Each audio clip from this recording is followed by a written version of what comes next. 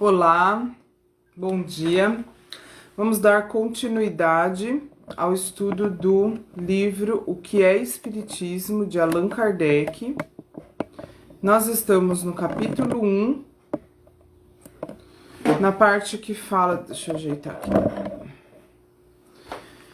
Nós estamos no capítulo 1, no item que se chama Oposição da Ciência, que é uma conversa de Allan Kardec com um rapaz que é aqui no livro intitulado como O Cético. Vamos lá então. Disse o rapaz: admito perfeitamente que eles não sejam infalíveis. Estava falando dos cientistas, tá? Porque antes ele havia perguntado para Allan Kardec que sentido que fazia tudo isso se a ciência não comprovava, se a ciência não estava divulgando o espiritismo como uma nova descoberta científica. E aí Allan Kardec diz que muitas vezes isso aconteceu ao longo da história, que muitas vezes a ciência chegou até a rejeitar determinadas descobertas, e depois se comprovou que elas eram verdadeiras, válidas e importantes. Então, no caso aqui, é a continuação da conversa. Então, o visitante diz: admito perfeitamente que eles não sejam infalíveis, os cientistas, mas não é menos verdade que, em virtude do seu saber, sua opinião vale alguma coisa, e que, se ela estivesse do vosso lado, daria grande peso ao vosso sistema. Com certeza, né? Daria, mas não quer dizer que... Vamos ver o que Allan Kardec vai responder, mas na minha visão eu penso assim, não é porque as pessoas consideradas pela sociedade como os sábios, ou importantes, ou que a opinião delas vale alguma coisa, não é porque essas pessoas não estão dando credibilidade que a gente vai parar de fazer alguma coisa, né? Porque, pelo menos hoje em dia, eu posso afirmar isso. Não é bem as coisas boas que estão sendo consideradas, né? Não é bem as coisas boas que estão sendo valorizadas. Então, isso não é o fato de algo ser ou não ser valorizado, não diz nada a respeito do que ele realmente é, do que esse algo realmente é. Allan Kardec responde: concordai também que ninguém pode ser bom juiz naquilo que está fora de sua competência. Se quiserdes edificar uma casa, confiareis esse trabalho a um músico? Se estiverdes enfermo, far-vos-eis sangrar por um arquiteto? Ou seja, você procuraria um arquiteto para cuidar da sua doença? Você procuraria um músico para edificar uma casa, para construir uma casa? Quando estáis a braços com o processo, ides consultar um dançarino? Então, para trabalhar num processo judicial, você procura um dançarino? Finalmente, quando se trata de uma questão de teologia, alguém irá pedir a solução de um químico ou um astrônomo? Não, cada um na sua especialidade. As ciências vulgares repousam sobre as propriedades da matéria, que se pode, à vontade, manipular. Os fenômenos que ela produz têm por agentes forças materiais. Os do Espiritismo têm como agentes inteligências que têm independência, livre-arbítrio e não estão sujeitas aos nossos caprichos. Por isso, eles escapam aos nossos processos de laboratório e aos nossos cálculos, e desde então ficam fora dos domínios da ciência propriamente dita. A ciência enganou-se quando quis experimentar os espíritos, como experimenta uma pilha voltaica. Foi mal sucedida como devia sê-lo, porque agiu visando uma analogia que não existe e depois, sem ir mais longe, concluiu pela negação. Juízo temerário que o tempo se encarregou de ir emendando diariamente, como já tem emendado outros.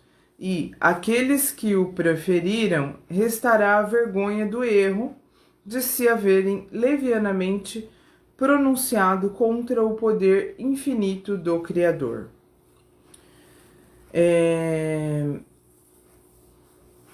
Eu gostei dessa frase que acho que diz muito. Os do Espiritismo têm como agentes inteligências que têm independência. Então, quer dizer, os espíritos são seres, eles são inteligentes, eles têm independência. Você não pode querer testar essa comunicação com os espíritos igual se testa uma pilha, né? Usando aqui o termo que Allan Kardec usou. Então, é por isso que deu errado. Não foi considerado que os espíritos têm vontade própria, que eles têm inteligência, que eles são seres humanos, né? Espíritos, e não coisas, e não equipamentos, e não pilhas, né? No caso aqui. Então, eles foram testados como se eles fossem seres inanimados, e eles não são. Por isso que deu errado, segundo aqui o que está dizendo Allan Kardec. As corporações sábias não podem nem jamais poderão pronunciar-se nesta questão. Ela está tão fora dos limites do seu domínio como a de decretar se Deus existe ou não. Alguém tem essa capacidade de decretar a existência ou não de Deus? Nós acreditamos ou não acreditamos. Nós achamos que faz sentido ou que não faz sentido. Agora, decretar ninguém tem. Ninguém aqui no planeta Terra tem essa capacidade. É, pois, um erro fazê-las juiz dela. O Espiritismo é uma questão de crença pessoal que não pode depender do voto de uma assembleia, porque esse voto, embora fosse favorável, não tem o poder de forçar convicções. Quando a opinião pública se tiver formado a respeito, os membros dessas corporações a aceitarão sob o poder dos fatos. Então, vai ter, no caso do Espiritismo, Allan Kardec estava dizendo que ia ter que esperar a opinião pública concordar e gostar dessa ideia, para depois se ter uma aceitação, né, dos cientistas. Deixai passar esta geração. Tipo assim, Allan Kardec está dizendo assim, eu não tô com pressa. Essa pressa de confirmar, de questionar, de provar é de vocês. É de vocês, cético, crítico, que são as pessoas que vieram questionar o Allan Kardec, né? Essa pressa é de vocês, essa pressa não é minha. Deixa passar uma geração, deixa passar o tempo. Quem tá cobrando isso, quem tá querendo provas, são vocês, não sou eu. Pra mim tá tudo bem do jeito que tá. Por que eu tenho que me esforçar para fazer uma coisa que para mim nem faz sentido? É o que vocês querem e não eu, né? Provar que o Espiritismo tem credibilidade, provar que realmente existe a comunicação com os espíritos.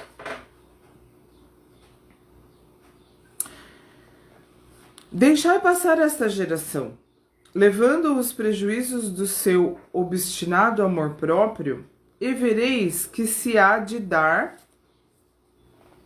com o Espiritismo, mesmo que se deu com tantas outras verdades, tão combatidas e que hoje seria ridículo duvidar. Como, por exemplo, algumas pessoas foram assassinadas porque diziam que a Terra era redonda.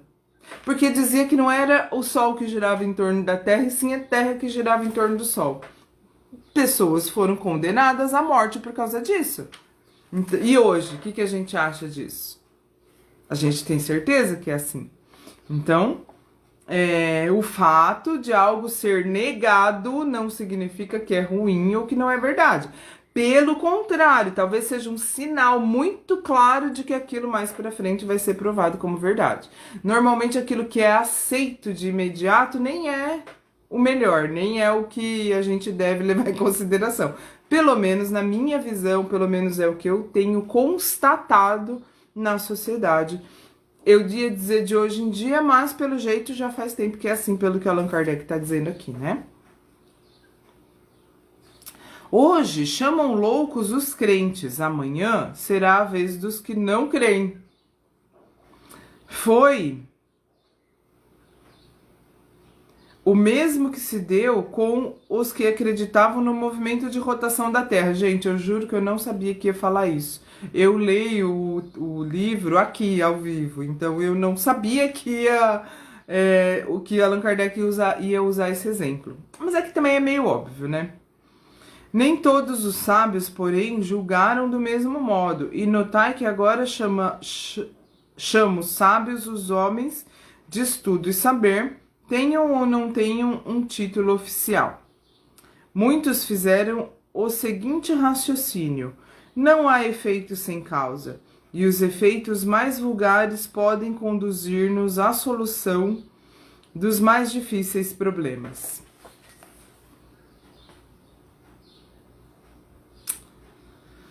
Se Newton não tivesse prestado atenção à queda de uma maçã, se Galvani tivesse repelido sua serva e lhe chamasse visionária e louca, quando esta lhe falou das rãs que dançavam no prato, talvez ainda estivesseis sem conhecer a admirável lei da gravidade universal e as fecundas propriedades da pilha elétrica. O fenômeno burlescamente designado sob o nome de dança das mesas não é mais ridículo que a dança das rãs, e talvez encerre alguns desses segredos da natureza que, quando se tem a chave para explicá-los, revolucionam a humanidade. Então, quer dizer, do mesmo jeito que se descobriu a pilha, porque as rãs continuam se debatendo depois, continuam se mexendo, mesmo depois de mortas, se descobriu a pilha. Se isso fosse considerado ridículo e uma idiotice e uma loucura da cabeça de alguém, não se teria descoberto a pilha, certo? Da mesma forma que as mesas girantes ou as batidas, né, que aconteciam eram ridículas aos olhos de quem não foi capaz de enxergar que por trás disso havia uma realidade que hoje está mais do que provada, que é a comunicação com os espíritos. Eles disseram ainda: já que tanta gente se ocupa com eles e homens notáveis fazem deles o objeto de seu estudo, é preciso que alguma coisa de verdade se encontre em tais fenômenos. Uma ilusão, uma farsa, se o quiserem. Não pode ter esse caráter de generalidade. Seria divertimento para certo círculo, para certa sociedade, mas não daria a volta ao mundo. Bom, então vamos parar por aqui, já que nós já estamos com a hora um pouco avançada e o capítulo ainda vai longe, tá? Então amanhã a gente continua com o estudo do livro, o que é Espiritismo. E seria bom saber se vocês têm interesse na continuidade dessas lives, porque talvez elas não estejam sendo úteis, não estejam sendo aproveitadas, né? Então talvez eu esteja aqui num trabalho inócuo e desnecessário, não sei se desnecessário, mas que talvez não faça sentido, né? Que talvez não esteja fazendo sentido.